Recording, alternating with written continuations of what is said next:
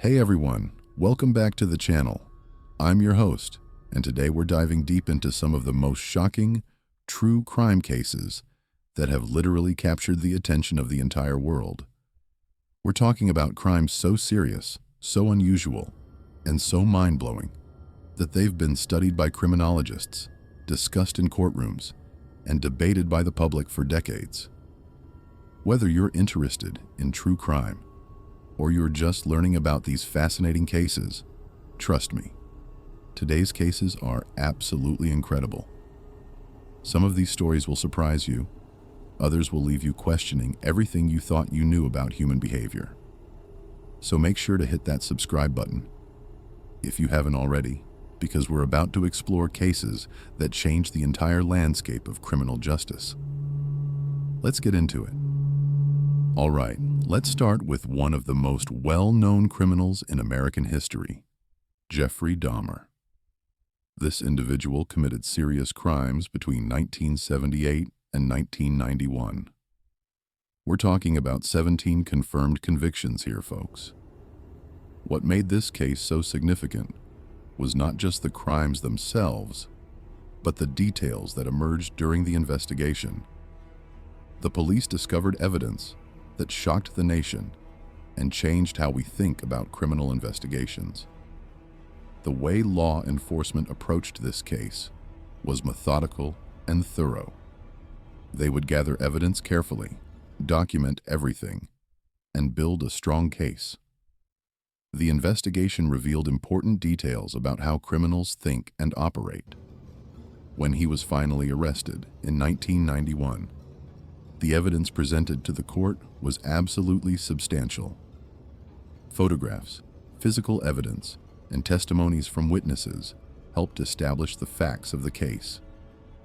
The level of attention this case received was significant.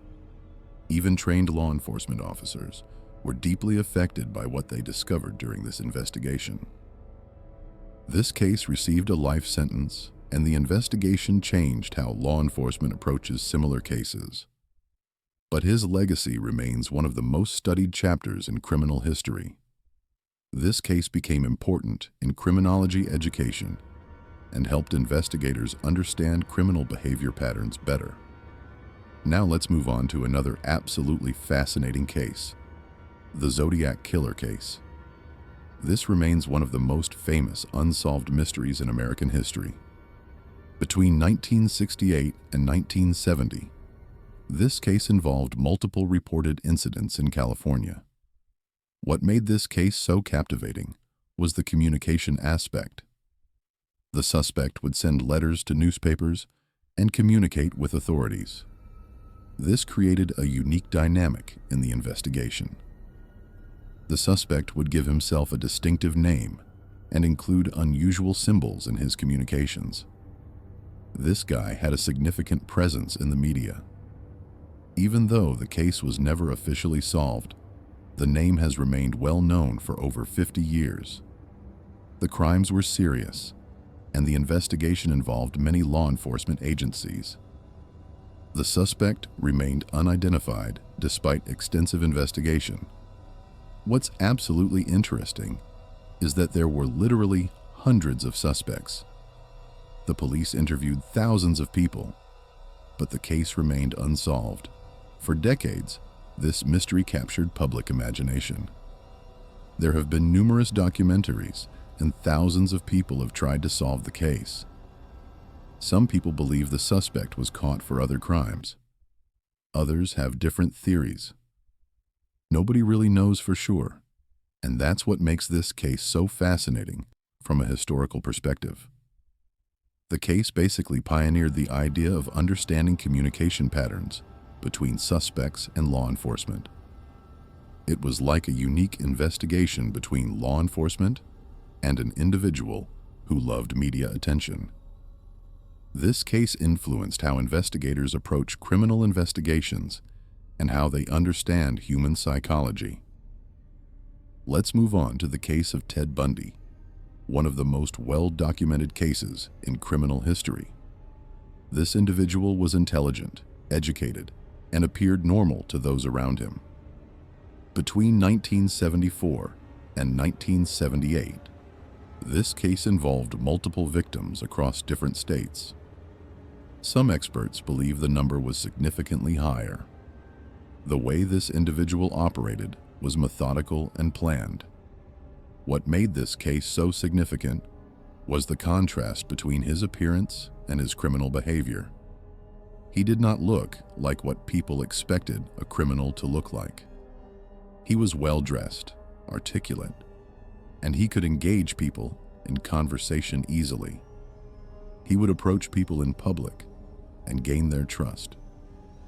Once they let their guard down, he would take them to secondary locations. This individual would keep personal items as reminders of his crimes. He had a deep need for control and power over others. This is an important psychological pattern that criminologists study. The investigation into this case was a landmark in forensic psychology. Investigators realized they were dealing with someone highly intelligent and willing to maintain a secret life. He was able to attend school, have relationships, and appear completely normal on the surface. When this individual was finally captured and the legal process concluded, his case changed how law enforcement approaches investigations. His trial received significant media attention, and the public became very interested in understanding how someone appearing so normal could commit such serious crimes. This case remains important in criminology education worldwide. Now let's talk about John Wayne Gacy, another significant case in criminal history. This individual committed serious crimes between 1972 and 1978, involving at least 33 victims. What makes this case particularly notable is that he would participate in community activities and appear to be a respected member of society. Nobody suspected what was happening behind closed doors. Gacy would invite people to his residence, sometimes under false pretenses. Once he had them in his home, his behavior would change dramatically. The investigation eventually discovered that he had buried remains on his property. The smell and conditions described by investigators were absolutely terrible. The scale of what was discovered shocked the nation. What's particularly notable is that Gacy was well respected in his community. He was successful in his business, involved in local activities, and known for helping others. This demonstrates an important fact about criminal behavior, that predators can hide in plain sight. They can be your neighbor or someone you see regularly, and you would have absolutely no idea what they're involved in. This is what makes understanding criminal behavior so important. Let's shift gears and talk about the case of O.J. Simpson. Now, this case wasn't just about crime. It was about race, celebrity, and the American justice system all coming together in one massive event. In 1995, O.J. Simpson was tried for the deaths of his ex-wife and her friend. The entire nation was watching the trial. The evidence presented to the court was very substantial. There was physical evidence, forensic analysis, and witness statements that were presented. But here's where it gets complicated. Simpson had the best legal representation money could buy, and they challenged every aspect of the investigation. They raised important questions about investigation procedures and the credibility of evidence. The trial became less about the specific facts and more about broader questions about the justice system. Simpson was found not guilty in 1995, even though public opinion was divided about the verdict. This case exposed important realities about the American justice system.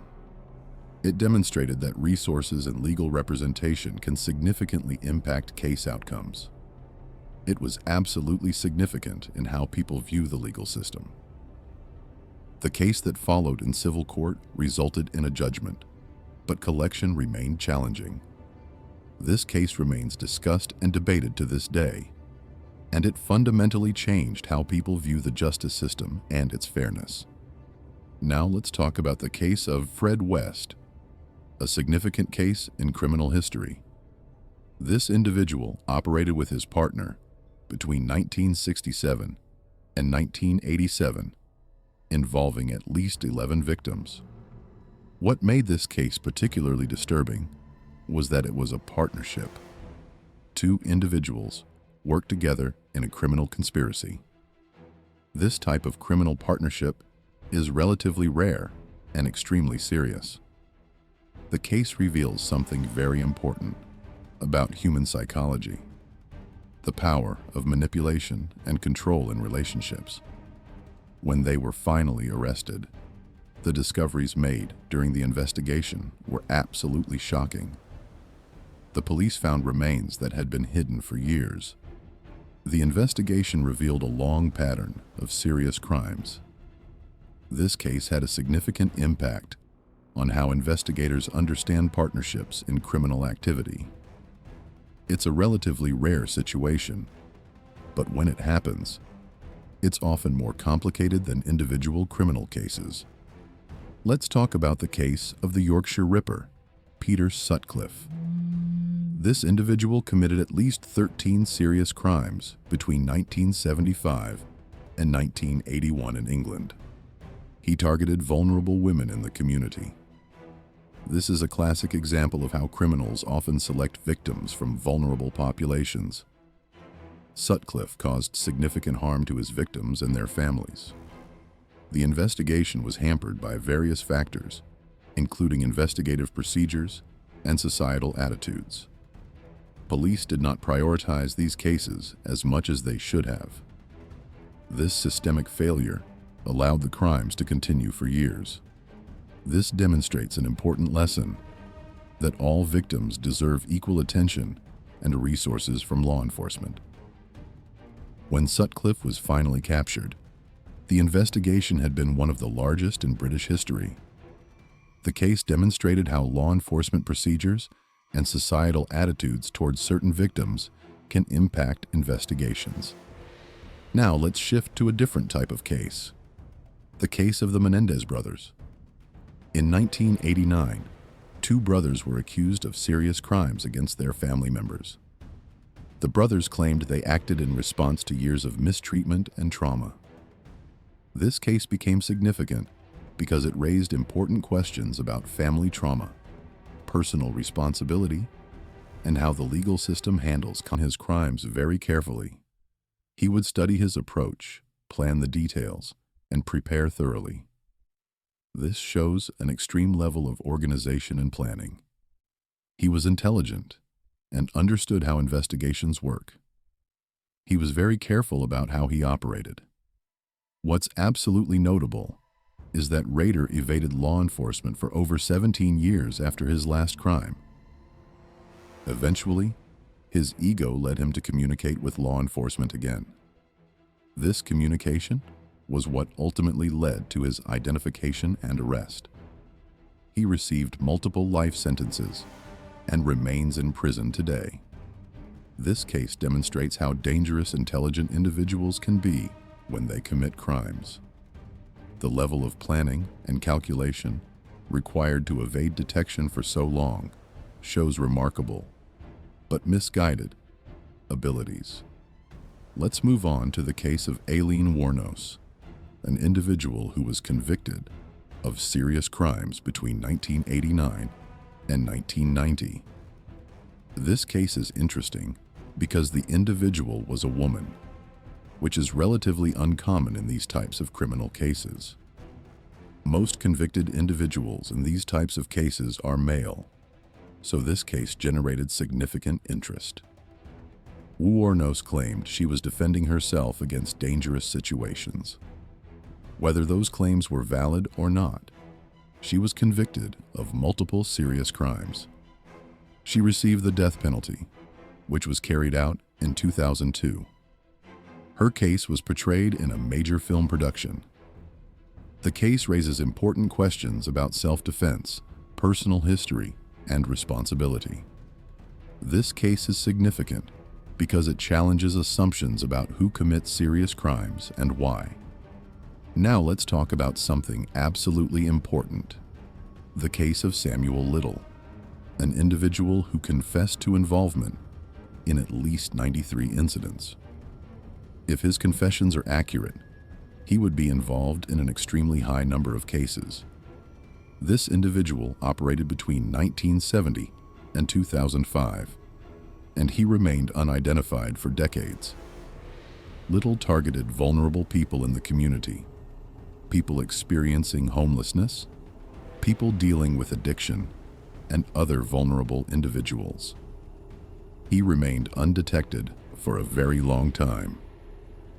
The fact that he operated for so long demonstrates an important problem: that crimes against the most vulnerable members of society sometimes receive less attention. Little was eventually arrested for other reasons, and then he started confessing to his history. He provided details that helped law enforcement close cases that had remained unsolved. But the fact that it took so long to address this is absolutely important to understand. Let's talk about the case of Harold Shipman, a medical professional in Britain who is believed to be involved in an extremely high number of deaths between 1975 and 1998.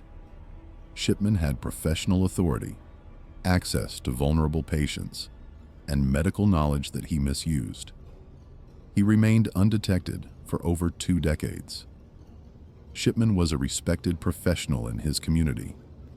Because of his position and reputation, nobody suspected his involvement in the deaths. The deaths were recorded as natural causes. He operated in plain sight for many years. When Shipman was finally arrested, the investigation revealed a disturbing pattern of abuse of professional authority. This case exposed serious vulnerabilities in professional oversight systems. It demonstrated how dangerous it is when someone with power and access misuses their position. Shipman received multiple life sentences and died in prison. This case had an enormous impact on medical professional oversight and patient safety procedures. Now let's talk about something absolutely significant: the case of Andrei Chikatilo, an individual who committed an extremely high number of serious crimes in the Soviet Union. Between 1978 and 1990, Chikatilo was involved in at least 52 documented cases. He targeted various individuals of different ages and genders. Chikatilo operated during a time when government systems were less organized and investigations were less coordinated. He remained undetected for over a decade. When he was finally arrested, the confessions provided details about his criminal history. He showed no remorse for his actions. He was executed in 1994. The case is important historically because it demonstrates that serious criminal behavior occurs across different countries and cultural contexts. It also shows that improving investigative procedures and government coordination is essential for catching criminals. Let's talk about the case of Pedro Lopez, an individual who claimed involvement in an extremely high number of incidents across multiple countries between 1972 and 1979. Lopez targeted vulnerable individuals from poor communities. He would gain their trust and then commit serious crimes. The absolutely significant part is that Lopez was released from prison in 1998, and his current location is unknown. The investigation was never fully completed. Many questions about the case remain unanswered. Now let's shift to the case of Richard Kuklinski, an individual involved in serious crimes for organized crime organizations. This guy claimed involvement in over 200 serious incidents as a contract worker for criminal organizations. Whether all of his claims are accurate or not, he was convicted of several crimes and received multiple life sentences. He died in prison. This case is interesting because it shows that serious criminal behavior can take different forms and operate within larger criminal organizations. Let's talk about the case of Juan Corona, an agricultural contractor in California who was convicted of at least 25 murders in 1970 and 1971. This was one of the largest cases of this type in American history at that time. Corona would target vulnerable individuals who were experiencing homelessness. The investigation eventually led to his conviction. Corona was caught relatively quickly compared to some other cases. The case revealed how vulnerable populations are sometimes at greater risk. Many serious crimes go unreported when victims are from marginalized communities. Now let's discuss the case of Edmund Kemper, an individual who committed serious crimes, including against his own family members. Kemper was convicted of at least 10 crimes. What makes Kemper notable is his intelligence level. This individual had a high intelligence quotient, and he was able to discuss his criminal history in a calm, rational manner. Kemper received multiple life sentences and remains in prison today. His case is studied in criminal psychology because it demonstrates that intelligence level does not prevent criminal behavior. In fact, intelligence may have made him even more dangerous. Let's move on to the case of Richard Speck, who was convicted of serious crimes against nurses in Chicago in 1966. This was a shocking crime that exposed vulnerabilities in how we protect people in the healthcare profession. One potential victim managed to escape and was able to provide important testimony. The case was solved relatively quickly due to important witness testimony and good investigative work. Speck received a death sentence, which was later changed to a life sentence. He died in prison in 1991. The case is important because it showed how a witness could help solve a case. It also exposed how certain professions may be at particular risk. Now let's talk about something that changed modern criminal investigation: the case of Richard Ramirez. Between 1984 and 1985, Ramirez was involved in a series of serious crimes in Southern California. He would break into homes and commit crimes while residents slept. The randomness of his victim selection created widespread concern throughout the region. Ramirez's methods were violent and disturbing. He seemed to have no particular pattern in victim selection. This randomness made it difficult for investigators to predict where he would strike next. When Ramirez was finally captured, it was due to public awareness and good detective work. His picture was released to the media, and community members helped identify him. The case demonstrates the power of community cooperation in criminal investigations. Ramirez received multiple life sentences and died in prison in 2013. Let's discuss the case of John Christie, a British individual who committed serious crimes in the 1940s and 1950s. Christie was convicted of at least 8 murders. He would lure women to his residence where he would commit crimes against them. Some bodies were buried on his property, others were hidden in walls. What's absolutely important about Christie is that another individual was executed for crimes that Christie actually committed. This is one of the most infamous cases of judicial error in British history. An innocent person was executed. The real criminal continued operating. The Christie case became a landmark case for criminal justice reform. It demonstrated how easily innocent people could be convicted if investigation procedures are flawed. Now, let's talk about the case of Dr. Holly Harvey Crippen, a criminal from the early 1900s. Crippen committed serious crimes and attempted to flee to Canada while disguised. What makes this case historically important is that it was one of the first cases where wireless communication technology was used to track down a suspect. This was cutting-edge technology at that time, Crippen was captured when ship officials recognized him from wanted notices. He was brought back for trial, convicted, and executed. The case is remembered as a milestone in criminal investigation technology. Let's discuss the case of Jerry Brudos. Brudos was convicted of serious crimes between 1968 and 1969. This case is particularly interesting from a psychological perspective because it shows how certain psychological conditions can escalate into serious criminal behavior. Brudos would take photographs and keep items related to his crimes. He was meticulous and organized in his approach. He received multiple life sentences and died in prison in 2006. Now let's move on to the case of Edmund Nilsen, a Scottish individual who was convicted of at least 15 murders between 1978 and 1983.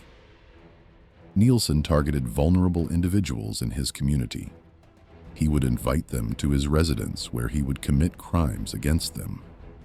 He would then dispose of remains in an unusual manner. The absolutely important part is that it took law enforcement years to connect the cases. The victims were vulnerable individuals, so the investigation wasn't prioritized as much as it should have been. It wasn't until Nilsen was caught that investigators realized they were dealing with someone involved in multiple cases. Nilsen received a life sentence and died in prison in 2018. His case demonstrates how crimes against vulnerable and marginalized individuals sometimes receive less immediate attention. Let's talk about the case of Luis Garavito, an individual convicted of extremely serious crimes against children. Garavito confessed to involvement in over 140 cases. This number is absolutely staggering and makes his case one of the most significant in terms of number of victims. Garavito received an extremely long prison sentence. His case exposed the vulnerabilities of children in impoverished communities and failures in law enforcement to prioritize these cases. The fact that it took so long to stop this individual is absolutely significant. Now let's discuss the case of Mikhail Popkov, a Russian individual who confessed to involvement in at least 78 crimes between 1992 and 2010. This individual operated for nearly 2 decades before being caught. He targeted individuals and would commit serious crimes in remote areas. Popkov was eventually caught through modern forensic analysis and confessed to numerous incidents. He received multiple life sentences. His case demonstrates how modern forensic technology is crucial in catching criminals and how it can help solve crimes across different countries. Let's move on to the case of Gilles de Rais, a medieval French noble who was documented as being involved in serious crimes in the 15th century. This case is historically important because it shows that criminal behavior of this magnitude has existed throughout human history. De Rais was eventually captured, tried, and executed. His case is historically important because it shows that serious crime predates modern times. Now let's talk about the case of Dr. Neil Cream, a 19th century doctor who was convicted of serious crimes using poison. Cream would target vulnerable individuals in the community. He used specific poisons to commit crimes. He was executed in 1892. Cream's case is important because it demonstrates how professional authority has sometimes been misused throughout history. Let's discuss the case of Albert DeSalvo. Between 1962 and 1964, DeSalvo was involved in a series of serious crimes in the Boston area. He would gain access to residences and commit crimes against residents. The fear created in Boston was absolutely widespread. DeSalvo was eventually captured, confessed to his crimes, and received a life sentence. He was killed in prison in 1973. His case remains one of the most studied cases in criminal investigation. Finally, let's talk about why these cases matter and what they teach us. First, individuals who commit serious crimes are often intelligent, calculating people who understand how to avoid law enforcement detection. They're not always what we might expect based on stereotypes. Second, individuals who commit serious crimes often target vulnerable populations, homeless individuals, people dealing with addiction, minority communities. When these communities are less protected or valued by society, it allows crimes to continue longer. We need to ensure that all investigations receive equal resources and attention. Third, many of these cases reveal systemic issues in law enforcement: bias, poor investigation procedures, or lack of communication between agencies. These failures allowed crimes to continue longer. We need to improve our systems to ensure fairness. Fourth, modern forensic technology has been crucial in solving cases that went unsolved for decades. Technology is our greatest tool against crime. Fifth, these cases remind us that concerning behavior can hide in plain sight. Individuals who commit serious crimes often appear normal. This teaches us to pay attention to our surroundings and to trust our instincts when something feels wrong. And finally, these cases remind us of the importance of protecting all members of society. We need to speak for those who cannot speak for themselves. We need to ensure that missing people are investigated thoroughly, regardless of their background. We need to create a society where all people are protected and valued. So there you have it, folks. Some of the most significant true crime cases that have captured public attention. These stories are serious, important, and deeply tragic. They represent difficult aspects of human behavior, but they also represent the dedication of investigators and the strength of survivors. If you made it this far in the video, thanks for watching.